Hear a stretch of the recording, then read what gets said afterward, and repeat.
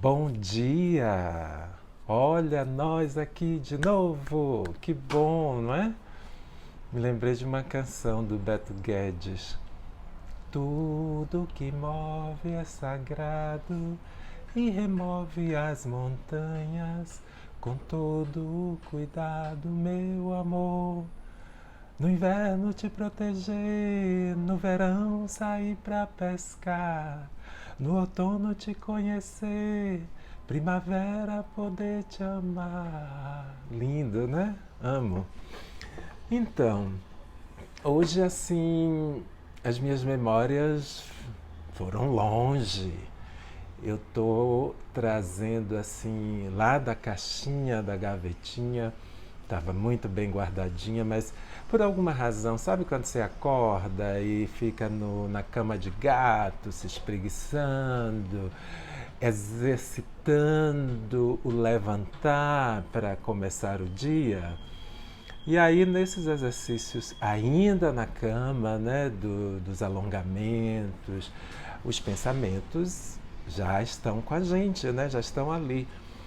E aí a minha memória me fez voltar um tempinho no tempo lá atrás. E eu fui numa gaveta mais ou menos lá dos 16 anos, mais ou menos isso. 15, muito provavelmente 15, porque era época de curso básico, né, de segundo grau. E assim, eu tive muitos amigos de escola, havia alguns de muita afinidade, por conta de interesses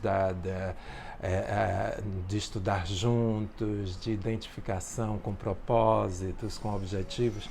Desde o início, eu estava numa situação onde os alunos tinham uma direção e desejos muito parecidos, ambições parecidas e tal. E nessa situação eu era, na época, eu sempre fui um aluno uh, que estudava, né, e tinha respostas boas e era considerado um aluno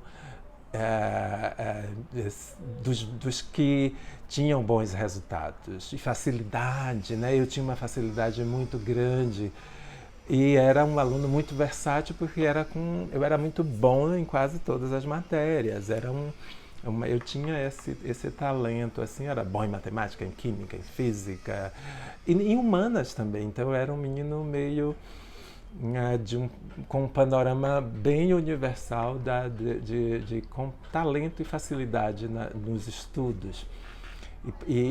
Tanto é que quando eu caminho mais para frente em direção à universidade, eu realmente transitei em várias áreas, tanto de exatas quanto de humanas, que tinham uma sincronicidade, uma identificação com esse meu multi-desejo, essa multibusca, essa capacidade natural de transitar naturalmente por todas essas matérias e áreas.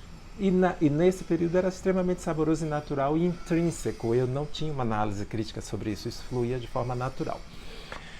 Então, assim, nesse período, em considerando estar nessa vivência de um aluno que se destacava, que tinha facilidades e tal, eu tive uma professora de matemática fantástica nessa época e eu vou ser bem preciso com aquele período, eu era um excelente aluno de matemática naquela época e naquele período.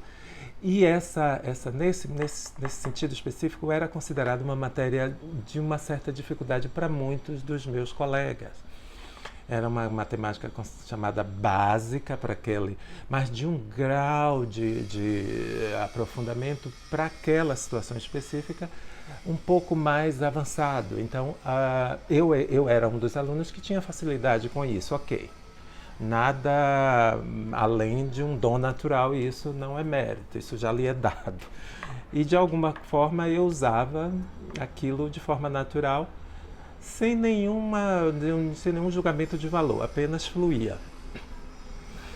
E aconteceu o seguinte, nessa escola especificamente, E eu resgato essa história porque tem um momento muito de tomar um café e com alguém que já apontava, eu acho, para esse meu gostar de tomar cafés e de conversar no café.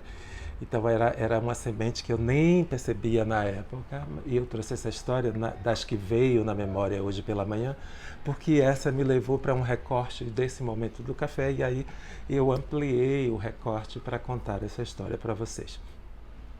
Então, nesse período, eu, em sendo um dos alunos que se destacava, essa professora de matemática, ela me convida para monitor de matemática da matéria naquele semestre. E ela tinha um nível de confiança tal que eu corrigia as provas dos meus colegas. O nível de confiança dela em mim era tão elevado, tão grande, que se eu quisesse corrigir a minha própria prova, estava ok. Para vocês entenderem como funcionou nesse período, né? Esse recorte. E aí aconteceu o seguinte, esse colega a gente tinha uma afinidade, sabe alguém que você tem uma grande afinidade por uma série de desejos parecidos e de energia também, né? Porque tem coisas que, como a gente já falou em algum momento, na minha perspectiva, você não explica, você sente, é natural. Então a gente tinha uma afinidade natural. A gente se fazia bem quando estava junto, quando ia para a biblioteca junto, quando se encontrava de manhã na sala de aula, era sempre uma afinidade de somar, de aconchego. E nessa situação, esse colega especificamente, ele me encontra aí nesse momento desse semestre já repetindo, ele estava repetindo esse semestre. E essa escola tinha uma política de que o aluno não poderia ser reprovado seguidamente 2 semestres, porque senão ele sofreria um jubilamento, ele perderia a vaga naquela escola. Era algo meio rígido, meio duro, né? Uma escola de muita concorrência, onde havia interesse de muita gente em ingressar, em acessar, e a escola tinha um critério muito rígido de avaliação, e os alunos tinham que se esforçar bastante para acompanhar aquele nível de exigência. Esse colega, especificamente, ele estava na repetição desse semestre onde a gente se encontra aí, estudamos juntos. Acontece o seguinte, especificamente nessa matéria matemática, esse aluno estava com muita dificuldade, esse colega, e ele estava entrando em pânico, em desespero, porque se ele perdesse aquele semestre, ele iria ser jubilado. Ele sabia que eu corrigia as provas de matemática, eu era um monitor, e ele, sendo meu colega, ele disse para mim, Jair, eu prefiro que você corrija a minha prova, veja com cuidado, eu estou me esforçando ao máximo. Eu inclusive estudei junto com ele antes da prova para prepará-lo mais e tal. E aí acontece o seguinte, quando o aluno acabava a prova, normalmente eu terminava a minha prova muito rápido, entregava para a professora corrigia e a gente ficava em prontidão porque ela corrigia a prova no momento. Era uma coisa muito interessante, uma experiência nova para mim, ágil, porque ela era o tipo de professora que o resultado era dado de imediato para o aluno. Ela tinha uma rapidez de análise da prova. Não eram provas muito grandes, eram 2 ou 3 ou 4 questões, no máximo 5, com nível de raciocínio, de desenvolvimento de raciocínio, mas dava para corrigir de uma forma rápida, porque eram caminhos que tinha como não seguir em outra direção e também não tinham resultados diferentes daqueles possíveis. Então a gente conseguia corrigir rápido. Então eu sentava do lado dela após terminar a minha prova, entregar para ela corrigir. E aí acontecia o seguinte, o aluno, quando terminasse a prova, ele poderia entregar tanto para mim quanto para ela. Ela dava esse nível de liberdade, ela não dizia, não, você entrega para mim ou entrega para ele. E aí este colega claramente entrega a prova dele para mim. E aí é uma situação, agora quando eu retomo a situação, no momento quando você vive, são outras emoções, outros sentimentos, outras razões que estão ali com você naquele momento, mas eu já tenho uma característica minha que é, eu não suporto mentiras, nunca gostei de gente que mente. Dizem que a gente às vezes mente em alguns momentos inconscientemente, mas são mentiras que não causam danos, que são naturais do processo da caminhada, ou às vezes você faz brincadeiras que a gente gente poderia chamar de mentirinhas também, mas no tom de brincadeira e tal. Mas de um modo geral, a energia da mentira, dos mentirosos me incomoda e parece que eu tenho um terceiro olho. Se eu estiver num ambiente onde as pessoas trazem, ou pelo menos eu sinto que aquilo parece muito estranho, eu me recolho ou recuo, ou eu saio de fininho e tal. Não gosto do ambiente das mentiras. Eu acho que não é a minha praia. Isso eu já tinha, e tem coisas que eu acho que a gente aprende, e tem coisas que parece que vem já com a gente, é tipo uma semente que já está em você. Então eu tenho essa característica, eu acho que algumas pessoas que me conhecem sabem que eu tenho uma verdade. Eu diria que a minha verdade não é a verdade da vida nem dos outros, mas é minha, e ela me guia, e essa minha verdade, ela tem uma coisa de eu perceber que dentro de limites é possível conviver com os outros, sendo quem eu sou e preservando o meu jeito de ser e a minha identidade. Eu gosto muito de cuidar disso.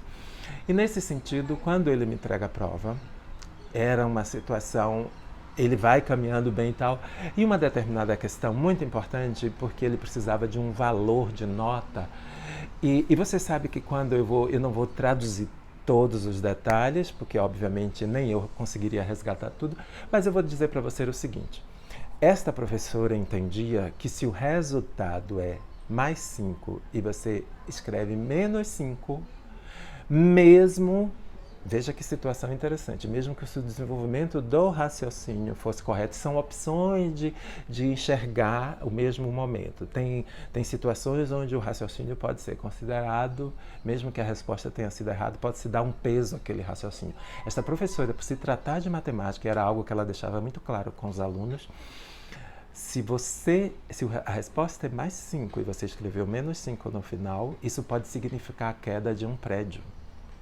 E ela não aceitava esse tipo de erro. O aluno tinha que ter muita atenção com sinais, com os números, para não cometer erros. Isso pode ser repensado, mas era dessa forma que funcionava.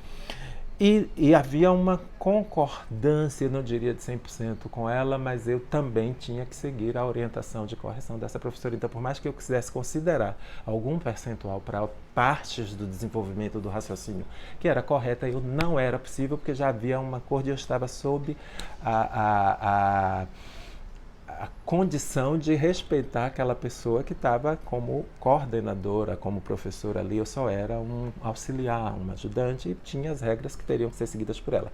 Então, eu de fato acho que em algumas situações o raciocínio pode ser considerado, mesmo em matemática. Mas naquele caso específico, e para esta professora, se o resultado está errado, a questão inteira perde o valor. E aí o que aconteceu? Era exatamente uma situação desse gênero, partes do raciocínio caminhou bem, mas o resultado final, similar a isso que eu estou contando para vocês, era mais 5 e foi colocado lá menos 5. E aí essa questão daria uma nota não suficiente para esse aluno passar. E eu tive que fazer aquilo que era a verdade daquele momento, a verdade daquela situação. Esse aluno é jubilado, que era um amigo peito, do coração, e continua sendo. A gente está desencontrado por questões de telefone, e-mail, que a gente se perdeu.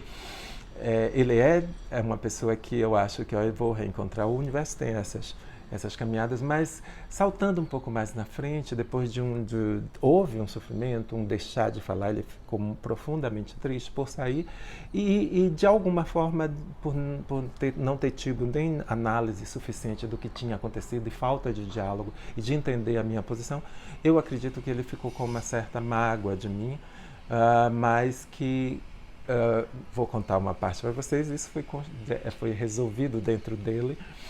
E para finalizar minha historinha, um belo dia a gente se encontra no Carnaval, Salvador, sem combinar, e alguém me grita no meio da rua, e era essa pessoa, e ela me agradece profundamente de eu ter feito daquela forma. Essa pessoa se tornou um engenheiro de sucesso, tem a sua própria empresa e está muito feliz com sua família. Tá certo? Espero que vocês tenham gostado. Foi essa história linda que eu queria contar para vocês. Vamos tomar um golinho? Dei uma aceleradinha agora, não foi? Para mostrar que a vida corre. A gente tem que sair, né, para ir para fazer o dia. Beijo e até loguinho.